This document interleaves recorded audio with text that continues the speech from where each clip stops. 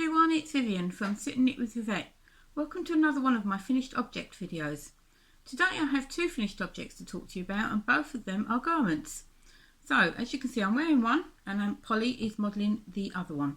But first of all, before I get on to tell you a little bit about those, welcome to all any new subscribers and welcome back to all my current subscribers. If you want to follow me, the best place to find me is on Instagram, where my name is @VivetteB1, and I will put a link below. So without further ado, let's talk about my finished objects. So as you can see, I've been quite busy. I've got two garments to show you today. The first one is the one that I'm wearing, and I'll stand back a little bit so you can see it, but I will put a picture in as well.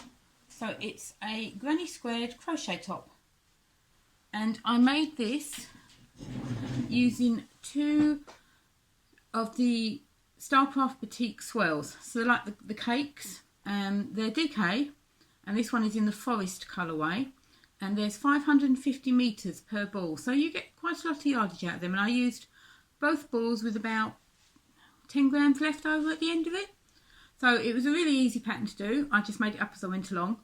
I did start one of the swirls as a shawl, but I didn't like it, so I decided to turn it into something that I'd get more use out of, and as you can see, I finished it last night and I'm wearing it this morning.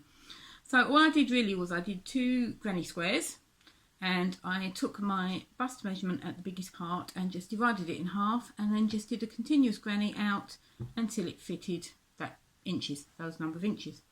Then I just sewed it up at the top because I knew how much I wanted for like a boat neck. So again, just worked out the depth and then did the sides, and then just literally crocheted between a certain space on the centre to give me the sleeve, which then I sewed up at the end. As you can see, the sleeves are slightly different because one ball had more green in it than the other. But I'm really, really pleased with how it turned out, and I think I'll get a lot of use out of this one. So the second one that I have to talk to you about is one that Polly is wearing. I should just bring it a little bit closer. This one was done using the King Cole's Bamboozle. Oh, I forgot to say, I got the Batick Swirl from Sconch Yarn Shop in Braintree, and I will put a link to their website down below in the description box. So this one is the Bamboozle, King Cole Bamboozle. I've had this yarn in my stash for about 4 years. I got it from the lovely Eleanor of Knit Nottingham when she was wearing it, and she was talking about it, and that was when she was in her old shop. So it was a while ago. It's a really unusual yarn. It's a cotton mix with slubs. So as you can see, if I bring the arm in, you can actually see it here. It's actual pure fleece. And you have to knit it in such a way, excuse me, I've got loose hair, just tickling my eyeliner. You have to knit it in such a way that when you're knitting, you purl the slubs, and when you're purling, you knit the slubs so that they come to the forefront and you can see them better. Again, this is a pattern, this is my standard makeup pattern, it's just to knit two squares, literally, that are half the size of my bust measurement, and then just pick up around the arms and knit down. It's quite a square thing, but it fits me really well, and I find it really, really comfortable to wear. This hair is really annoying me, excuse me folks. Again, really nice to knit with. Quite an unusual knit. You knit this on 6mm needles, whereas this one I did on 4mm, and then I upped it to 5mm just towards the end. But this one is done all on 6mm, purely because of the fact that it's quite thick when you are knitting the slubs. But again, I've worn it, since I've finished it, I've worn it lots, and it's really warm. And it doesn't stretch and it doesn't bulk a bit. It's kind of a little bit weird because I just used garter stitch. I didn't use any ribbing because they recommend not using ribbing with this because, again, trying to get the texture to work with that. So this is just a very short video.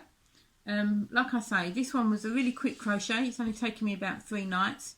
4mm hook, just literally 2 big granny squares, and then pick up to do the arms. I did do, if I stand up again and just list the top side, I did do a little shell pattern at the bottom just to give it a little finishing off.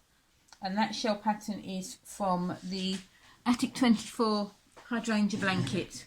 That's the pattern that you use for that, so I just copied that one and just wrangled it when I got onto the edges if it wasn't quite the right number of stitches. But really, really pleased with both of them. Definitely going to get a lot of wear out of both of them. And like I say, that's just all that I've got for you this time. But do keep an eye out because I am being interviewed by another podcaster on Friday. And once that's up and ready, I will pop back on here and put links to it, and also put a little post about it on my Instagram feed. So just watch out for that one. So until then, take care everyone, and I'll catch up with you all soon. Bye bye.